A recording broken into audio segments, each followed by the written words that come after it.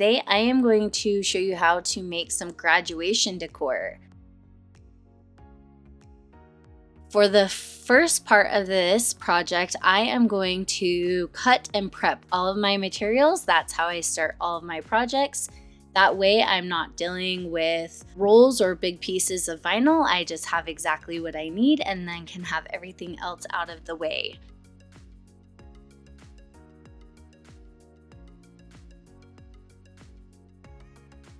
Once I get all of this vinyl cut and put away, I will go through and check each of the pieces for that protectant top sheet that is on a lot of tech wrap vinyl. So you'll see me do that here in just a minute as well. And then once everything is cut and ready to go, we will move on to cutting with the Cricut.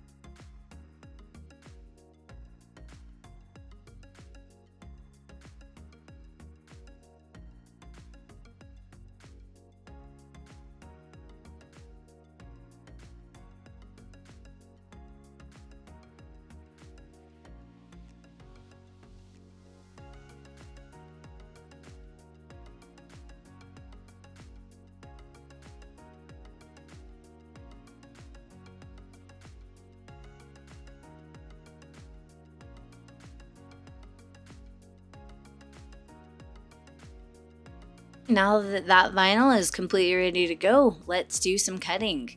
I've got to remove that top protectant sheet off of my cutting mat, and then I can put my vinyl on.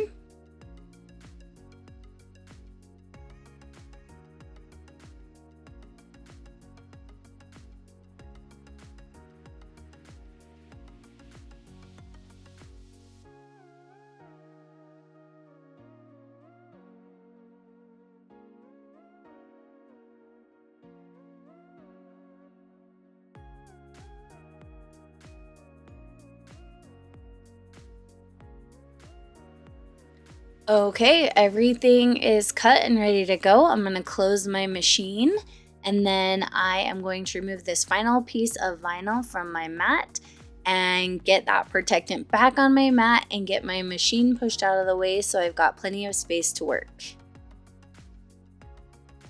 Okay, I am going to weed all of these pieces. This first piece of Mirachrome vinyl that I am weeding is for a baseball bat for a teacher who is a baseball lover. All the rest of these pieces of vinyl are going to go on that black canvas that you saw at the beginning of this video.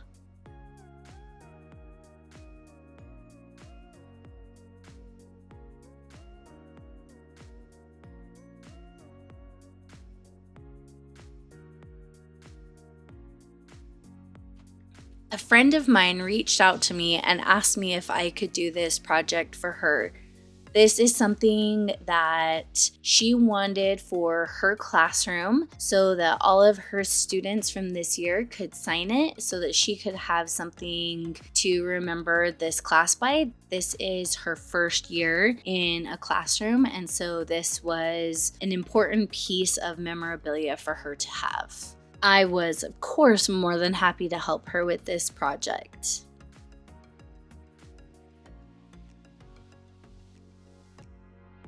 Okay, now that I've got the top layer of this knight on my transfer tape, I am going to use this parchment paper to help me get it lined up exactly where I need it to go. I need just a little bit at the bottom so that I can have that transfer tape stick to the table and get that first piece of the vinyl sticking, so that as I start to peel away the parchment paper, everything is lined up and I'm not going to have anything move as I transfer it onto that second layer. So now that that second layer is done, I'll pull that back and we will repeat and do the same thing with the next layer. I just needed to do a quick fix to a little tiny piece of vinyl that had shifted, a couple pieces of vinyl that had shifted, so that when I transfer this onto the next layer, everything is exactly in place where it needs to be and I don't have to keep on moving things around. It gets more difficult to move things around as you get more and more layers in place.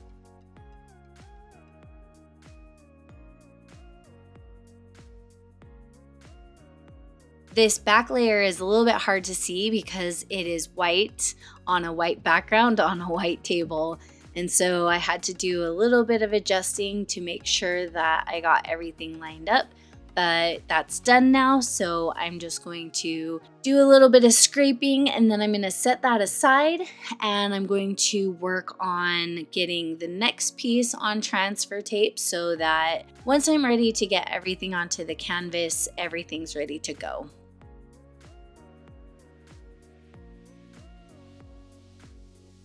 I always scrape on the front side and then flip over and scrape on the back side. By scraping on the back side, you are essentially pushing the vinyl off of the backing and onto the transfer tape, and it can really make a big difference by scraping that back side.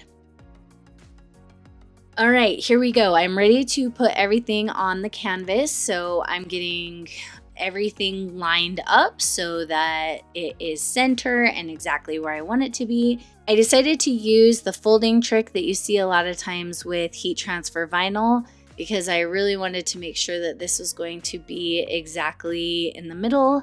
It was super helpful. I was grateful that I had the room to do that without compromising any of the vinyl. So one thing I learned with this project, I have done a canvas project before and I had forgotten how difficult it is to transfer vinyl over to canvas. It is definitely a labor of love. It takes patience and time.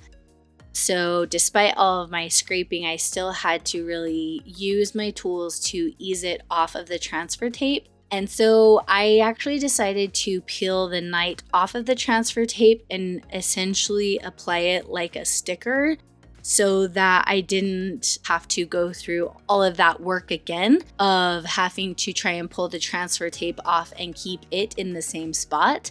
And I felt like this worked a lot easier.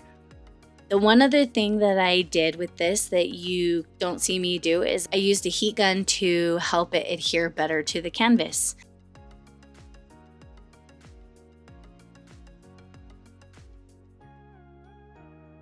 Here are the final outcomes. I hope you enjoyed this video.